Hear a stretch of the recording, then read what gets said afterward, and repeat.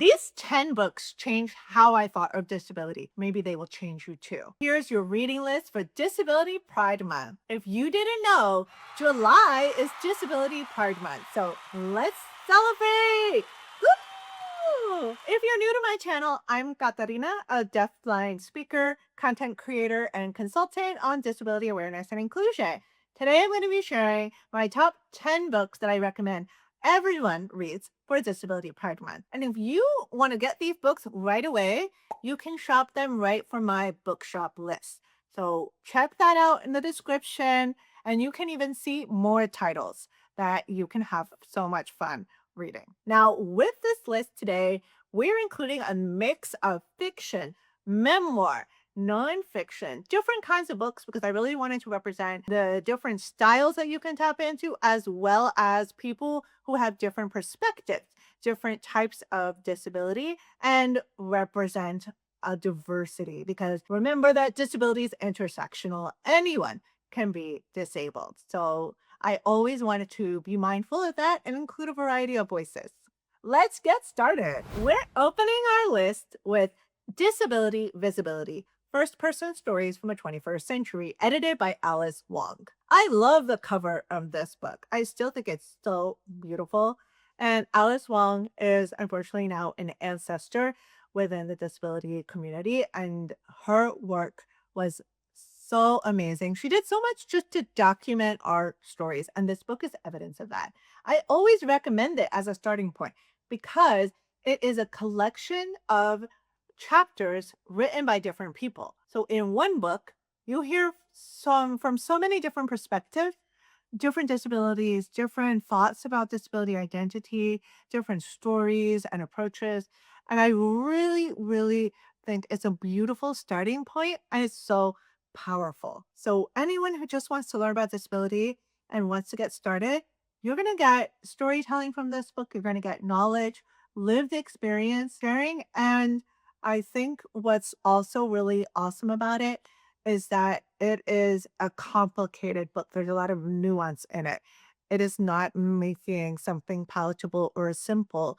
It's presenting all the complexity of who we are. So I always recommend it as a starting point. It is nonfiction, so it's not a book that you'll just sit and read in one sitting. You will be impacted by each of the essays, and you will be sitting with them and reflecting on them, and it will really be a meaningful reading experience. Next, I recommend We're Not Broken, Changing the Autism Conversation by Eric Garcia. And I know Eric personally, and he's so passionate about his work. Eric is autistic himself, and he is a journalist. So he brought that perspective and that approach into this book. He included a lot of interviews, he did a lot of research, and it is a really well organized, well presented book that I found super educational, because as a disability speaker, I always want to learn more deeply about different types of disabilities. So I learned a lot about autism, not only about autism now, but history, because he also dived into that. The book is easy to read. I did not find it to be too academic, and that's really important in terms of what I recommend. And I really thought it was an amazing resource. If you are looking for a book that is going to touch on neurodivergence, specifically, pick this one up. Consider it, and I think it'll be worth your time. Next, I recommend Year of the Tiger, An Activist's Life by Alice Wong. Not edited by, because this is Alice's memoir. The cover is beautiful, and there is so much artwork inside the book. I was fascinated by how she did this. She went back to her younger years and pulled out actual things that she had drawn or written and included them. So I really like the scrapbook feeling of the storytelling. She also commissioned artists to do some design work for the book. So it's just stunning and creative. Her life is also something that I wanted to read about and wanted to learn about. Has been such a fierce voice for us. Her stories are interesting. Now, Alice Wong was Asian, so I think that's so important in terms of representation of our narratives, to hear about different cultures and races in the disability community. So I really just can't say enough about it. It's one of the memoirs that impacted me the most. and also just filled my cup. Really love seeing the creativity and the depth of just beautiful writing, the self awareness that Alice had, the way that she could describe her experiences, her emotions, and her ideas has always been so beautiful. I highly, highly recommend. Next, I recommend another amazing memoir called Haben, the deafblind woman who conquered Harvard Law by Haben Girma. I also know Haben personally, and it's been such a joy to see that she is exactly the same as she expresses herself in the book. Her voice and tone is the same. It's very authentic. This memoir is one of the easiest to read. Haben is incredible at sharing her thoughts that are very powerful, but using language that is simple and easy to understand. She picked really compelling stories for the book and from her life, from her family moments, her education, that I feel like this is one of the memoirs that I really remember the stories. So I think it's really well done.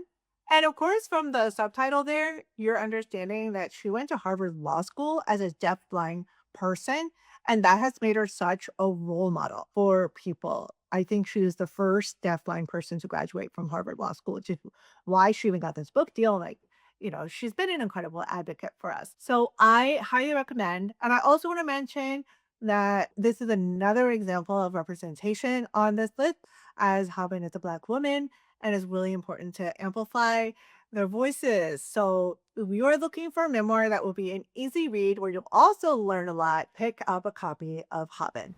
Next, we have another amazing memoir, Being Human, an unrepentant memoir of a disability rights activist by Judy Heumann. And Judy Heumann has been coined the mother of a disability rights movement.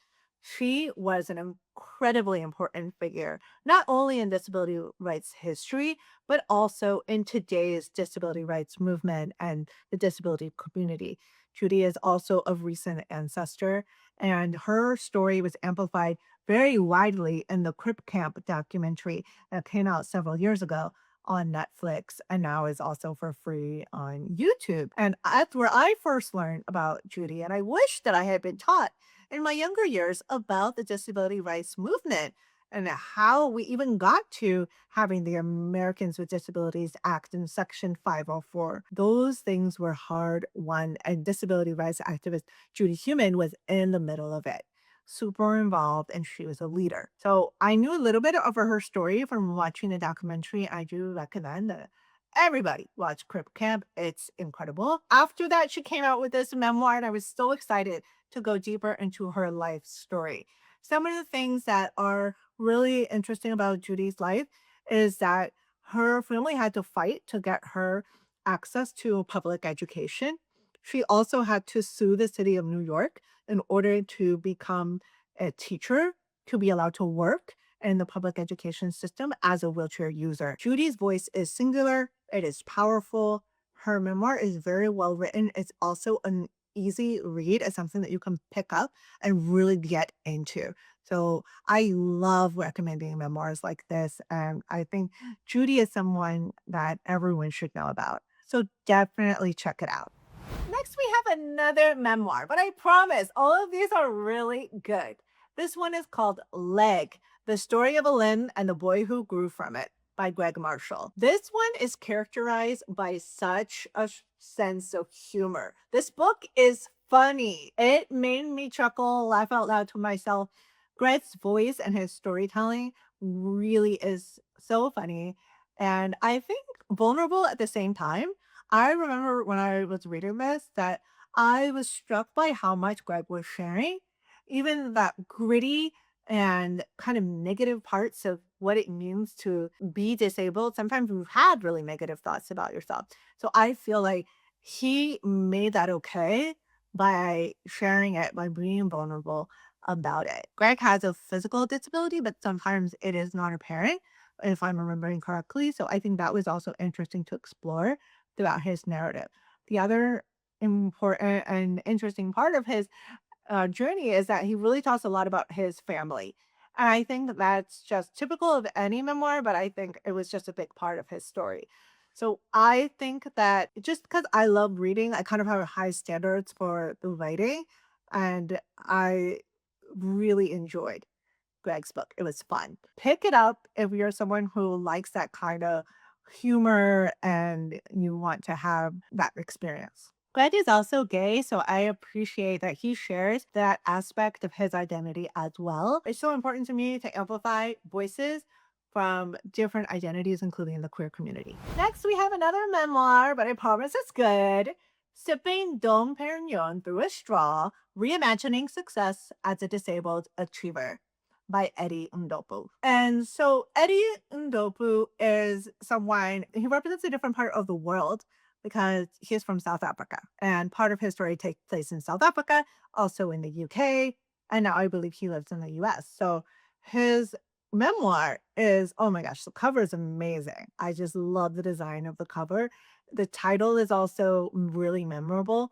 It's not even that long. I remember it was a quick read and it is well written. Eddie has been an international activist. So he has some really cool stories of the rooms he's been in, the advocacy he's done, and then he also has a lot of vulnerability about what it was like to get an education in the UK. I believe he was there for higher education, dealing with receiving the right care support.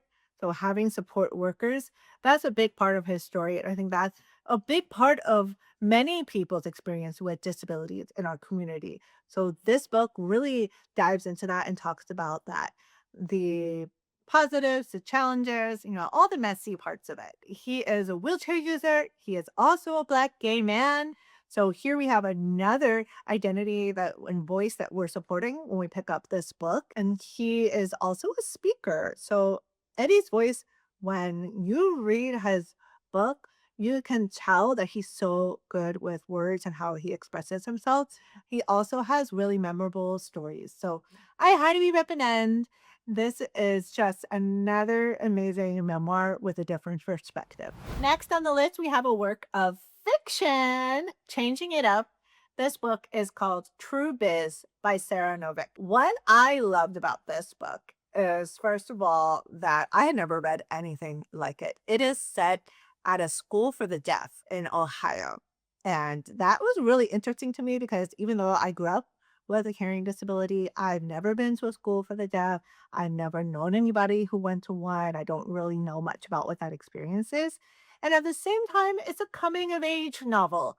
It has those stories about young people, the characters figuring themselves out. And it's also talking about deaf identity, language access, and she's an amazing storyteller. Once I started reading it, I could not put it down. It's exciting when you find an author that you enjoy because then you look to see, are they writing anything else? Like, what else are they doing?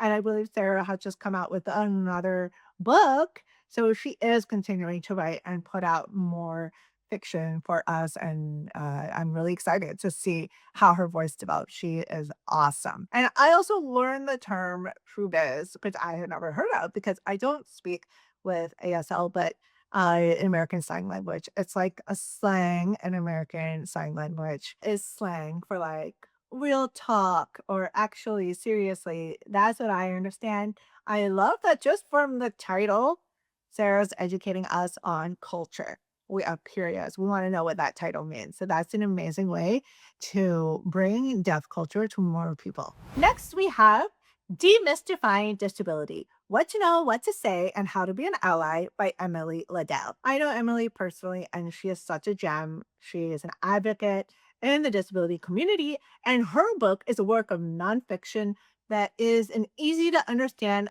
guide to disability. It's really straightforward. Just from a title, you can know that you're going to understand the basics. Her cover is also really fun. She has all these little images of different little like disabled people and they're arranged in rows. So get into the details and check out the cover. I really love how she provided that representation. This book breaks it down makes everything simple. So if you are the person who likes a guide and you want someone who's really going to teach you and you can get an introduction to disability, especially how to be an ally, book is a wonderful starting point. I recommend it for any resource library as well, especially for the workplace or an organization. That's the book that you want to have in there. A foundational book that is well regarded and you know the information is going to be good. I trust Emily. Now we're on to book number 10, the last one. It is a memoir called Unseen: How I Lost My Vision But Found My Voice by Burke. Full disclosure, I pre-ordered the book. I got it, but I have not read it yet. And so what I am doing here is really vouching for Molly as a speaker, as a creator. Molly is one of the biggest blind YouTubers, if not the biggest. And she's also such a gem and a delight every time I've interacted with her. Molly's been sharing her life online since she was young. With this memoir, she has promised that she's sharing stories that she's never told before online. So I'm really excited to kind of see what stories is she telling. She's always super vulnerable in her storytelling. So I know the book also has that vulnerability and it's been really thoughtfully put together. The title is beautiful. This jewel tone green really works for her. And so I'm really excited to promote Molly's book and also to read it for myself. So there you have it. There are 10 books that you can read for Disability Pride Month. I want to know, which one are you adding to your cart? Which one are you buying? Let's support these disabled authors. I bet you have one person in mind who really likes reading, who could be adding these books to their list. Send this video to them. What a wonderful way to expand someone's reading list, support these authors, and support a disability creator. Thank you so much for watching. Like and subscribe this video to support my channel and keep watching all the other videos that I'm putting out here. See you next time. Bye.